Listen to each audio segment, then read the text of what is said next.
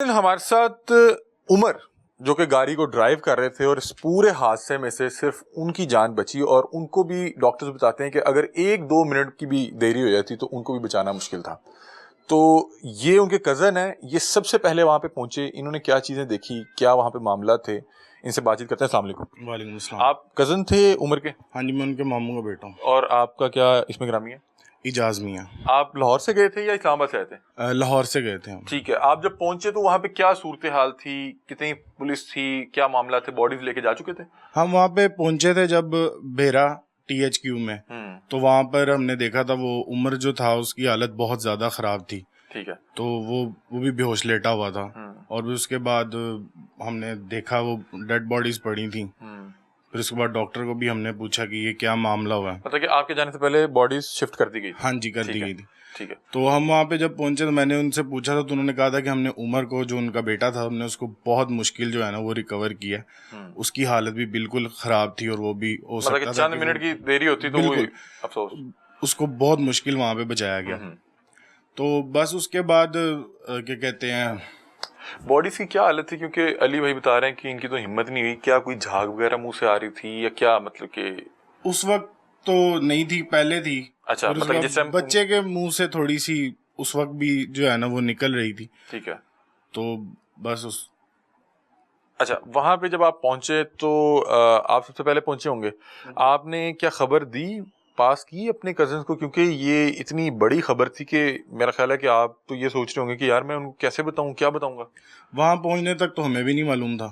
ہم وہاں پر جب پہنچے ہیں تب ہمیں پتہ چلا. اس وقت ہماری حالت ایسی نہیں تھی کہ ہم کسی کو بتاتے, جس طرح کالز آتی گئی پھر اس طرح ہم نے سب کو بتایا کہ. اور اس پورے واقعے میں جو ادارے تھے, موٹر وے پولیس تھی یا ہاسپٹل تھا, پولیس تھی, ان کا کیسا رویہ رہا؟ رویہ ان کا اچھا تھا, وہ وہاں پر ہی موجود تھے, اور پھر انہوں نے بہت مدد کی ہے سارے معاملات دیکھنے میں, تو ادھر کوئی ایسا مسئلہ نہیں. ٹھیک ہے. اچھا ناظرین, ہمارے ساتھ جو بھائی موجود ہیں, ان کی سسٹر اس حادثے میں جاں بحق ہوئیں, اور ساتھ ان کا بھانجا تھا.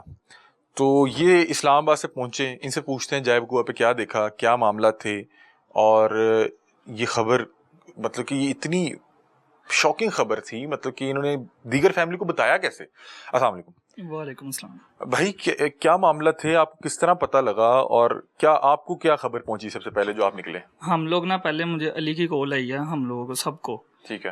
تو اس نے ہمیں کہا کہ یار وہ پہنچیں گے نا یا کال اٹھائیں گے بتا دینا. ہم لوگوں نے بھی کالز کی ہیں, آپ ہی کو کال کی ہے, تو ایک پولیس والے نے اٹھائی ہے. انہوں نے ہمیں کہا کہ نا ان کی نا گاڑی موٹر وے سے اتر گئی ہے. ٹھیک ہے. ہمیں یہی تھا کہ ایکسیڈنٹ وغیرہ ہوا.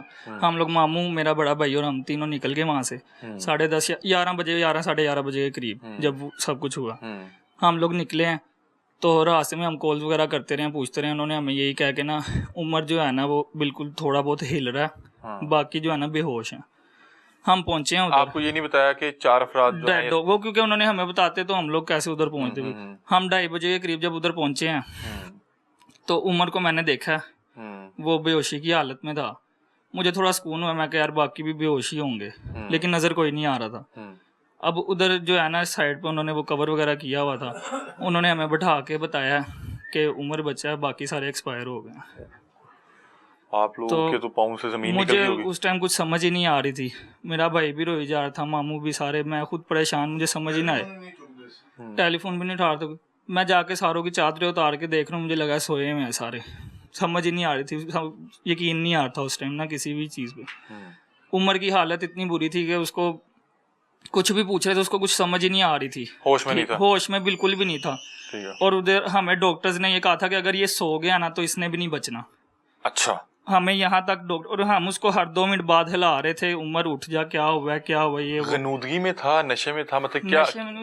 اس کو کچھ سمجھ, جیسے بندہ کومے میں نہیں گیا ہوتا اس طرح کی اس کی حالت تھی. وہ کچھ سمجھ ہی نہیں آ رہی تھی کہ کیا کر رہا ہے. وہ آنکھیں کھلی ہوئی ہیں لیکن اس کو نہ سنائی دے رہا ہے, نہ وہ دیکھ رہا ہے, نہ وہ جی بھی کچھ بھی نہیں اسے بولا جا رہا. تو وہ ہمیں ڈاکٹر نے یہ کہا کہ اس کو آپ نا سونے نہ دیں. وہ بار بار سوئی جا رہا تھا. اچھا. تو اس کو ہم بار بار ہلائیں, اس کو پھر پوچھیں یہ وہ. تو یہی ادھر یہی چلتا رہا کافی گھنٹہ 1.5. مطلب یہ لوگ آئے ہیں پھر یہ سارے, انہوں نے آ کے ہم سے پوچھا کیا ہوا. ادھر ہم کچھ بولے نہیں جا رہا تھا. انہوں نے بھی جا کے دیکھا تو یہ سارے ادھر سے پھر باہر کبھی عمر کے پاس جائیں, عمر جو ہے 3-4 گھنٹے بعد اس کو اٹھا کے جو ہے واش روم لے کے گئے ہم, اس کے بعد وہ آیا اندر, ٹھیک ہے, اس کو جو ہے ڈاکٹر نے پھر جو ہے پتہ نہیں ڈرپ وغیرہ لگائی ہے اس کو, ادھر اس کو انہوں نے سلا دیا تھا یورین بیگ وغیرہ لگا کے نا, کیونکہ اس میں ہمت ہی نہیں تھی.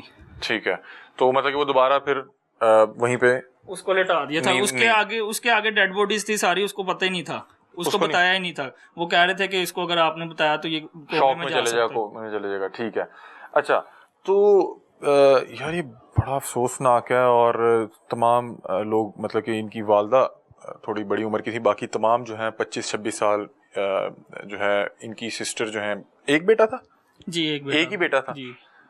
ٹھیک ہے, ابھی آپ وہ کچھ بات بھی کرنا چاہ رہے تھے, وہ کیا تھا؟ یہ ٹک ٹاک اور یوٹیوب وغیرہ پہ نا یہ تصویریں ان کی آج تک ہماری نہ بہنوں نے ادھر کسی کی بھی تصویر نہیں ہے, اور یہ ادھر لوگوں نے جو ہے ٹک ٹاکر جو ہیں اور خاص طور پہ یہ یوٹیوبرز جو ہیں یہ ویوز کے لالچ میں جو ہے یہ اس طرح لوگوں کی جو ہے کر رہے ہیں تصویریں وغیرہ آگے. فیملی کی جی. تو یہ لیک آؤٹ کیسے ہوئی؟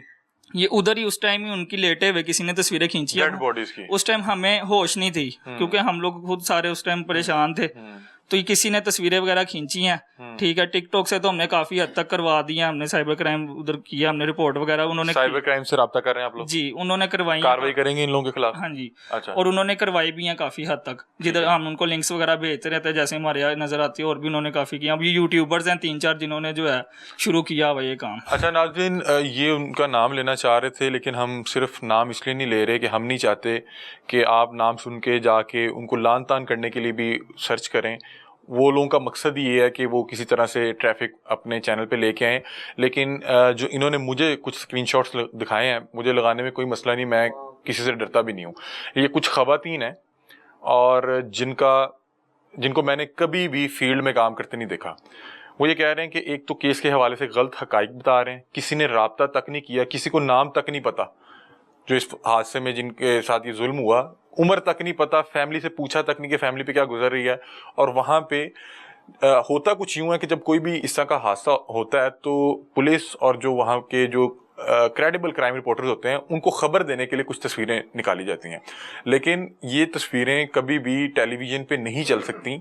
اور یہ بتا رہے ہیں کہ تصویریں کہیں سے حاصل کرنے کے بعد ان کو باقاعدہ طور پہ تھم نیلز پہ لگایا جا رہا ہے, اور کہہ رہے ہیں کہ ہمارے لیے اتنا تکلیف دہ ہے. ایک تو وہ تمام احباب جہان فانی سے چلے گئے, دوسرا کہہ رہے ہیں کہ ہماری فیملی پردے والی فیملی تھی, اس حالت میں ظاہری بات ہے کہ ڈیڈ باڈی پڑی ہوئی ہے, جس انداز میں پڑی ہوئی ہے اس کی تصویریں اس انداز میں نکال کے اور چند ویوز کے لیے, کلک بیٹ کے لیے کچھ طرح کی لائن لکھ دینا, تو یہ بڑے پریشان ہیں. یہ نام لینا چاہتے تھے اور میں بھی نام لینا چاہتا تھا, لیکن صرف اس لیے نہیں لے رہے کہ بہت سے ہمارے بھائی وغیرہ کم عقلی میں یا بھولے پن میں جا کے سرچ کرنے لگ جاتے ہیں اور نیچے جا کے کمنٹ کرتے ہیں, برا بھلا کہتے ہیں, اس سے ان کا اور فائدہ ہوتا ہے, ان کی اور ویئرشپ آتی ہے, تو ہم اس وجہ سے ان کا نام نہیں لے رہے.